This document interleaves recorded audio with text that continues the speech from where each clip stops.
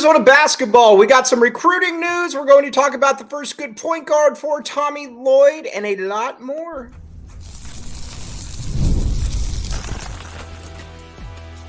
You are Locked On Wildcats, your daily podcast on the Arizona Wildcats. Part of the Locked On Podcast Network, your team every day. Thanks for keeping it locked on Wildcats. I'm your host, Mike Luke. This show is brought to you today by FanDuel. Check it out, FanDuel. All kinds of good stuff at FanDuel. I just put in a bet. I will not tell you that because I will probably end up losing it. But either way, check it out, FanDuel.com. Okay, now let's talk. We are going to talk this show all Arizona basketball because, again, we have obviously really, really good basketball here, and this is something that the coaching or that we should be talking about, obviously. And the first thing that we are going to talk about is recruiting. Okay, now with Tommy Lloyd. You got a bunch of different targets here, where Arizona stands with them, where Arizona is, and there's going to be a lot of that. So let's just start with the big one, Koa Pete. Koa Pete is as we all know, Koa Pete is an absolute monster.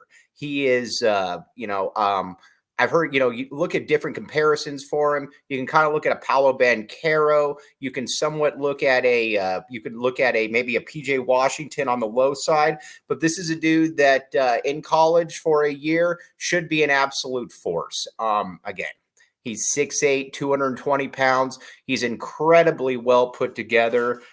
He also is he's also a guy that just continues to get better. I think there was always a concern with him. Was he going to cap out at some point? Was he going to just not be quite as good as, maybe some others because they would catch up with him? Well, that's not the case at all. Not only is that not the case, he is he's an absolute force. He's an absolute specimen.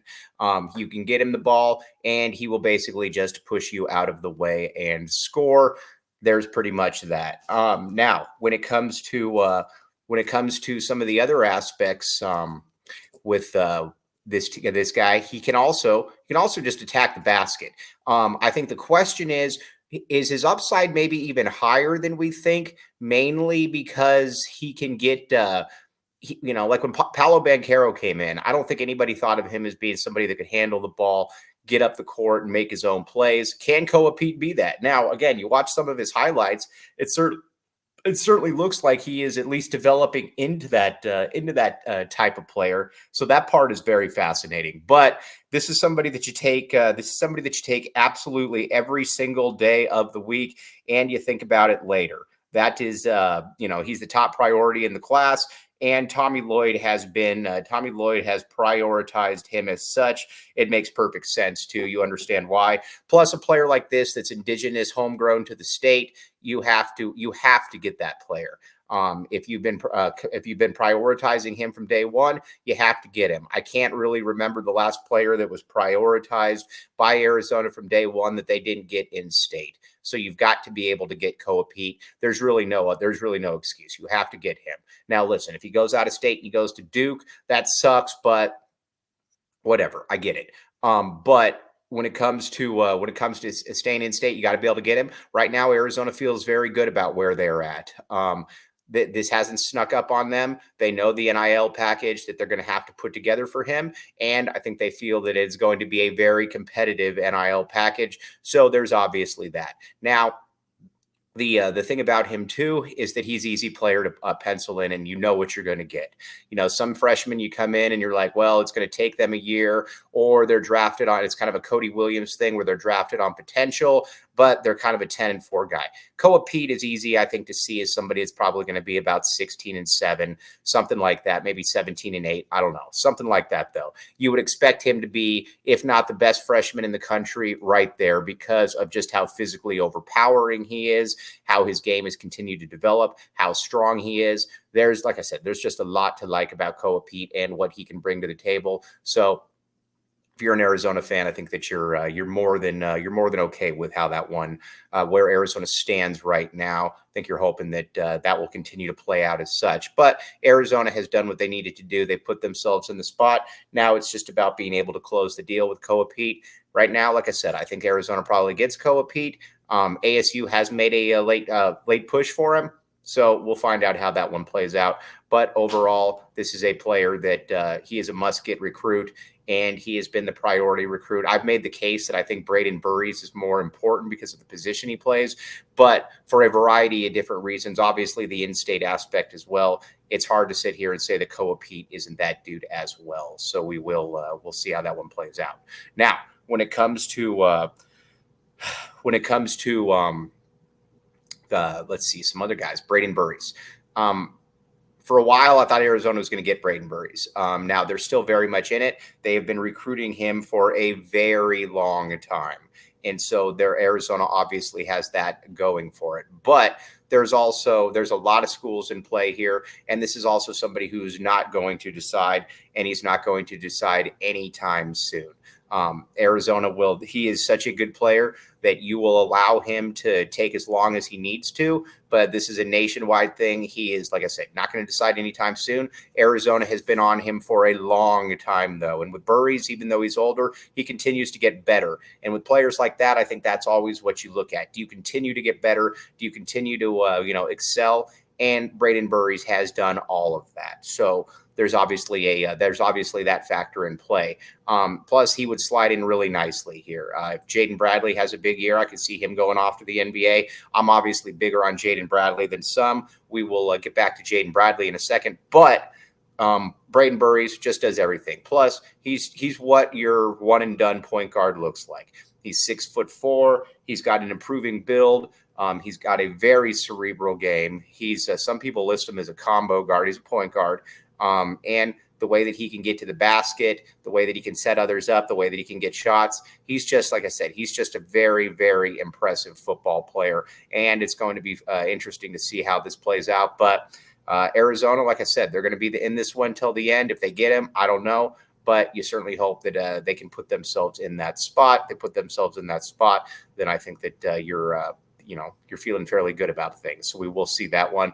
But Burries, though, like I said, that would be another statement recruit. Kid from California. And again, when you're dealing with kids that are 5-star players and high 5-star players, when you prioritize them, you want to be able to get them. And that's something that this coaching staff, I think, certainly understands, and I think we'll continue to show. We will see how this one does play out. But overall, so far, so good, I think, with Braden Burries. And how this plays out, if they get him or not, who knows. But Tommy Lloyd has also shown in the transfer portal, which we're going to get to in a minute, that he does a pretty good job of figuring these things out, and he figures these things out pretty quickly, especially in the portal. So we'll find out how that one does. But those are really, in 2025, those are two massive priority recruits. Now, the next one that we're going to talk about here in a second is Nick Kamania. Nick Kamania is he's obviously been kind of new to the boards or to the charts and everything. He's very, very good. And like I said, he is a player who will, he's got very much of a Gonzaga look. So that's why a lot of people think he's going to Gonzaga. But Gonzaga has done a very good job with him. He's good. He's really good. Tommy Lloyd got to know him, coaching him a little bit, and that's definitely helped. Now he's looking at North Carolina. He's looking at Arizona. He's also looking at, North Carolina, Arizona, and Gonzaga. Those are kind of the three that you're looking at. But Arizona has done a very good job with him. They've got him on campus. They've made, like I said, they've made a very good impression on him. Plus, he would be a beautiful fit for what Tommy Lloyd wants to do. You watch him, you watch his game, and it's just easy to see how all of that would translate here to the U of A. So if you can get him and you're the U of A, that would be a huge one, because he's also continuing to get better. That's the thing.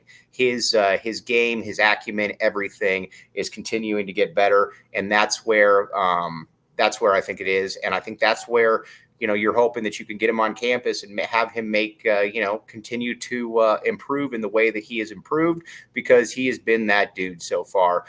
Those are really in 2025. Those are the 3 priority recruits. Now, Tommy Lloyd, the one thing I'm going to say about all of this is that Tommy Lloyd, under no circumstances, can strike out on all of those guys. He has got to get at least one of those guys because, again, when you're at Arizona, you should be able to, if you prioritize players long enough, you should be able to get some of these players. Tommy Lloyd's got to be able to get one of those guys. I think he will. You're hoping that he can get 2. Now, in a second, we're going to talk about some players really no longer on the priority list. But first, we need to talk about FanDuel. All right, here's the great thing. All right, FanDuel, college football is here. Check it out, FanDuel. Also, with FanDuel, I think the thing that you got to love about FanDuel is that it is you got all kinds of good stuff going on. Now, here's the deal. Through September 22nd, all FanDuel customers can bet $5 and get 3 weeks free trial. But again, if you already missed that one, just visit FanDuel.com, download America's #1 sportsbook app, visit FanDuel.com to look at odds to include all kinds of different things. Now, I'm looking at some of these odds, and I liked this past week. One of them that really stuck out to me was the Colorado Baylor one. Now, again, obviously, I wanted Baylor to win, but that one was an interesting one as well. FanDuel, check it out. Again, money's good, and it's a great time. Thanks for keeping it locked on Wildcats and making this your first listen of the day. I am your host, Mike Luke. Okay, now, let's talk a little bit then about where we are with some of the players that Arizona has dropped or moved on from. Tunde Yesufu. This is an interesting story. Arizona very much in on Tunde. They were able to get a visa for his family, everything. But then, there were some more demands that started to be made. And after a while, Arizona just kind of checked out of that one. I like Tunde, but I've not been as high on Tunde as some others. There are some players or some people that are just incredibly big on Tunde. I think to a certain extent he's somewhat maxed out. But he is also he's also a really good football player, and I think that's something that we all need to keep an eye on. But he's a very good basketball player. Sorry about that. I just got a text message about U of A recruit. But Tunde is somebody that, just moved on from. We'll see where he goes. I'm not huge on him. I think he's kind of a poor man Stanley Johnson, but he's still good. I don't want to sit here and do the sheer thing where I just pretend because once you don't come here, you're not good. Then some other guys, Hudson Greer had a really difficult spring. Arizona essentially dropped him. Wouldn't surprise, Creighton seems to be that spot. Arizona, like I said, felt they could do better. Mikel Brown, this is point guard from Florida. Tommy Lloyd, I believe, coached his father. There's a connection there. I don't expect him to come here.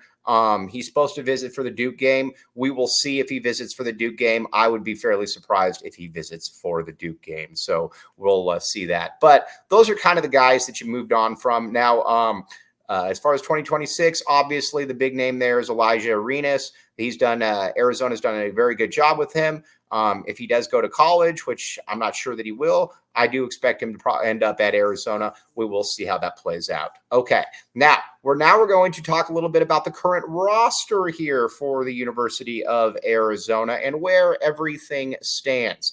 Now, it's kind of wild to say this because we're talking about point guard U, but is this really the how do I put this? The first time that Tommy Lloyd's going to have a good point guard? It's weird to say. I get it. But look at it. Kirk Risa, not good. He was okay. But nobody would ever look at Kirk Risa and say that was a next level type point guard. He just wasn't that. And plus he wasn't a good defender. He wasn't a good shooter. He was a good passer. I'll definitely give him that. And you came with a lot of there was just a lot of stuff that you always had to deal with him. So I'm happy that Arizona has moved on from him. I did not miss him at all. But, Kylan Boswell, that to me is something where Kylan Boswell was massively disappointing here.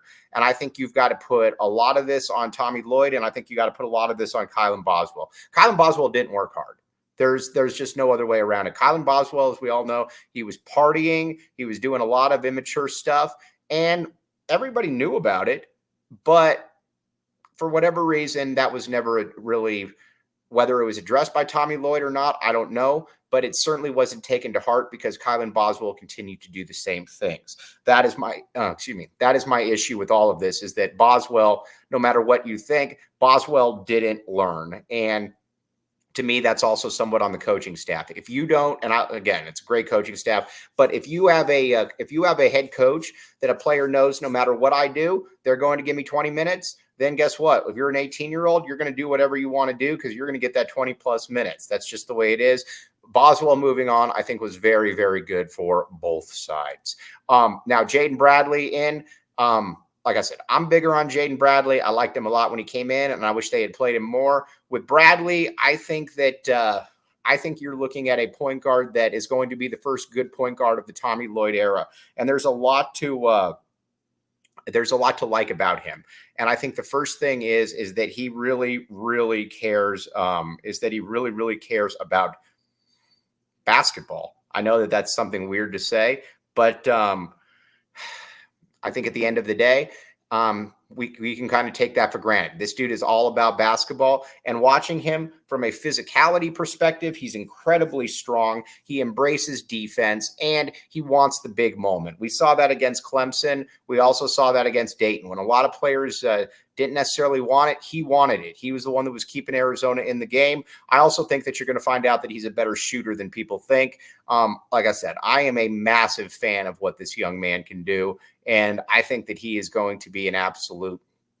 I think he's going to have all Big 12 potential. I keep saying this. I see a lot of Jamal Shed in him from a physicality point of view, from a just being able, just from a leadership point of view, a lot of different things to just like about him. And he also, too, he can just get to the basket. And that's something that I think is super underrated when it comes to all of this. Is, do you have somebody that can get to the basket when the time really does arrive? And he can absolutely do that. So there is that. Now, when it comes to, what to expect from him, I think you can look at Jamal Shed expectations for him. Quite frankly, I think that you can look at a player that I think is going to get about 12 points, 4 or 5 assists. And I think he's going to be in contention for the Big 12 Defensive Player of the Year. Think about back when Arizona played Clemson, and they were calling fouls on him that were not fouls. And not only were they not fouls, they were inexplicable. They were players that it was wild. There was just nothing that really made any sense. And he was almost a victim of just being too good at defense. So there is that.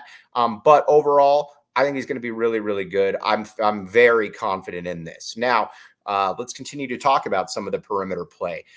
Listen, with Jaden Bradley, we talked about him emerging, what he can do, all of that, obviously. But there's also another aspect in play here, and that is, who do you need to be outside of Caleb Love? Who needs to make that biggest jump? Does it need to? I mean, you want everybody to make a big jump, obviously, but somebody like Jaden Bradley or KJ Lewis. Jaden Bradley, I think, being that he's the point guard, it's a more important position, but KJ as well. I think KJ needs to be in that low teen point per game. He's not going to be coming out of the game a lot. He's, as we all know, he's very physically gifted. He's a player that, I think when he plays 28, 30 minutes per game, he's going to look even better. So there is that. Also, he just, again, another tough dude that I think you need in Big 12 competition. So there's that. It's going to be interesting to watch because those three all need to play 30 plus minutes per game, in my opinion, or at least 28. Now, when it comes to Caleb Love, there's a lot of expectations on Caleb Love, and we are going to get to that. We're going to get to that here in just a second, but game time first for first, second, and third. Okay, now Game Time, all kinds of good stuff. The first thing about Game Time is download the Game Time app today. Use code LOCKEDONCollege for $20 off your first purchase. If you want to go to a game, let's say that you're looking ahead to some of these games and you're like, man, Arizona, Utah, I'd like to, get away for a long weekend. Maybe instead of going through the internet, you're saying, man, I'm going to get on the Game Time app and save myself a little bit of money. It's super convenient. That's the other thing. Everybody always talks about its convenience. So you just download the Game Time app, use code LOCKEDONCollege for $20 off your first purchase. Terms do apply. And again, with Gametime, the great thing about it is that so many have used it, and you're not going to find people with really bad experiences using Gametime. So check it out, Gametime. Thanks for keeping it locked on Wildcats and making this your first listen of the day. I am your host, Mike Luke. All right, now, let's talk a little bit about Caleb Love. Here's where I'm at with Caleb Love. Caleb Love is a player who I like Caleb Love a lot. He obviously didn't play well down the stretch last year. Obviously, there's really no other way around it. So you got to keep that one in mind. He didn't play well, but I also think, though, that there is another level to his game that he can reach, and that's what I'm hoping that comes into play for Arizona, that he finds that next level, because I do believe that next level is there, and that next level to me is getting to the free throw line and getting to the free throw line consistently. He got, I think, 3.8 free throws last year, something like that. I believe he should get 6 free throws per game, and there's no reason he can't.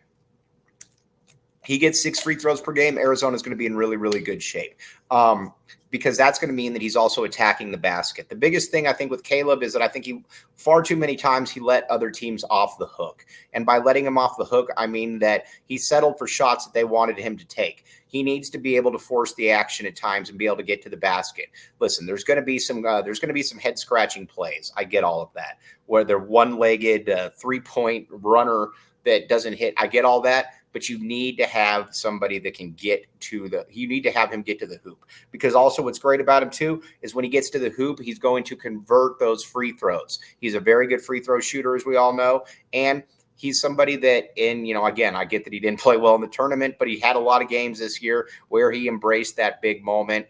Arizona needs more from him. He was a third-team All-American this past year. He was the Pac-12 Player of the Year. I think now you want him to be try to be in contention for the Big 12 Player of the Year, because, again, he was significantly better this past year at Arizona. You're now going into a different conference, though, obviously. And in the Big 12, you're going to have somebody that is really embracing those moments, those hostile crowds. And he's been in all of them. He's been in Cameron. He's been in, a bunch of different places, and he's made big shots. With him, it's just about continuing to improve there. Now, Carter Bryant, I've always felt that Carter Bryant's a 2-year player. I love Carter Bryant. I think that he is a fantastic guy. I think he's a fantastic player, comes from a great family. Also think that he is going to play in the NBA for a long time.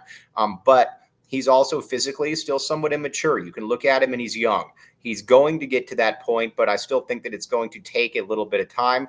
This year, I think he's going to be kind of a KJ Lewis freshman plus type role. Maybe 6-7 points per game, plays 17, 18 minutes per game. And by the time he is a sophomore, he is on all the draft lottery boards, because he continues to progress in the manner in which he should. Big fan of what I think he's going to bring to the table.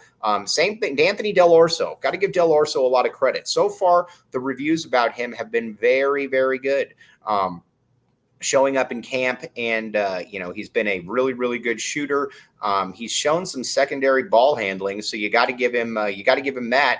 And he's also, I think if you're a guy that averaged 20 points per game at Campbell, granted it's Campbell, and you want to come here and you want to be the player that's going to be that 7th or 8th guy with the potential to continue to get better, you're going to embrace that, and you're going to embrace that one every day of the week. But he's been like I said, he's been a really, really good football player, or a basketball player. Excuse me, football's still on my mind. He's been a really good player so far. And I think what's also fun, too, is that you kind of know what your rotation is going to be. It's going to be Jaden Bradley. It's going to be Caleb Love. It's going to be KJ Lewis. It's going to be Del Orso, and it's going to be Carter Bryant on the perimeter. Now, I get a lot of people that ask me about Conrad Martinez. I don't see Conrad playing. Could be wrong. Maybe he plays spot minutes, but I just don't see that being in the cards for Conrad. Maybe that does happen, but I don't see that happening. I just don't think in the Big 12 you can get away with that. Maybe in the Pac-12 you could get away with it, but there's definitely a split on the coaching staff about Conrad Martinez. So we're going to see how that does play out. But overall, though, this is a loaded roster. This is a team, especially on the perimeter, that's got a lot of really, really good basketball players on it. And it's going to be up to Arizona to be able to utilize that. Now, we're going to talk about the front court a little bit more coming up later in the week, because there's some interesting aspects there as well.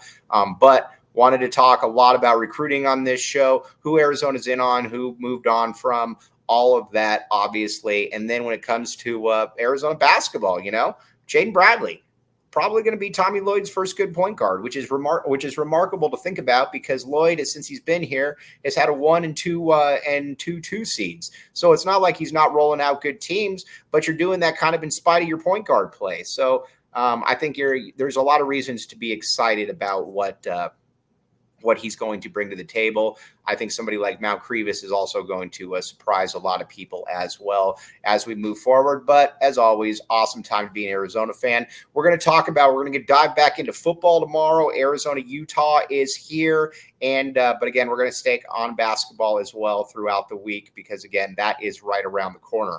But as always, very much appreciate you all making Locked On Wildcats your first listen of the day. I'm your host, Mike Luke. Bear down, back the A.